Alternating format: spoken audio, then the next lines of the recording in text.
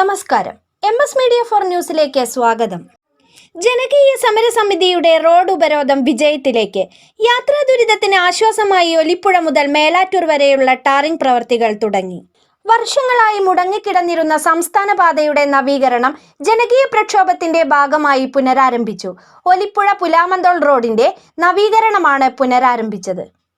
മേലാറ്റൂര് പുലാമന്തോൾ റോഡിന്റെ ശോചനീയാവസ്ഥ പരിഹരിക്കണമെന്ന് ആവശ്യപ്പെട്ടുകൊണ്ട് മേലാറ്റൂര് ജനകീയ കമ്മിറ്റിയുടെ ആഭിമുഖ്യത്തിൽ ഒരു വലിയ സമരം തന്നെ നടന്നു. അതിൻ്റെ അനുബന്ധമായിട്ട് ഇവിടെ മേലാറ്റൂര് ഒലിപ്പുഴ ഭാഗത്ത് റോഡിൻ്റെ പണി നടന്നുകൊണ്ടിരിക്കുകയാണ്. സമരത്തിന് പങ്കെടുത്ത എല്ലാ ആളുകൾക്കും ഈ ഒരു അവസരത്തിൽ നന്ദി അറിയിക്കുകയാണ്. ഇത് ഒരുമിച്ച് നിന്ന് കഴിഞ്ഞാൽ നമുക്ക് നല്ല പരിപാടികൾ നടത്താൻ പറ്റും.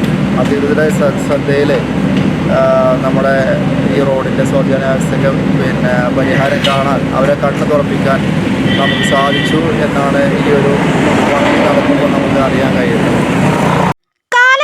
തകർന്നുകിടന്നിരുന്ന റോഡ് ടാറിംഗ് നടത്തുവാനും അധികൃതരുടെ കണ്ണു തുറപ്പിക്കുവാനും വേണ്ടി മേലാറ്റൂരിലെ ജനകീയ കൂട്ടായ്മ ഒരുമിക്കുകയും പെരിന്തൽമണ്ണ ബ്ലോക്ക് പ്രസിഡന്റ്, ബ്ലോക്ക് മെമ്പർമാർ, വ്യാപാരി വ്യവസായി ഏകോപന സമിതി യൂണിറ്റ് ഭാരവാഹികൾ, വിവിധ രാഷ്ട്രീയ പാർട്ടി നേതാക്കൾ, വിവിധ സംഘടനാ പ്രതിനിധികൾ എന്നിവർ ഒരുമിച്ച് പ്രവർത്തിക്കുകയും അതിൻ്റെ ഫലമായാണ് റോഡ് ടാറിംഗ് പ്രവർത്തികൾ തുടങ്ങുകയും ചെയ്തത്.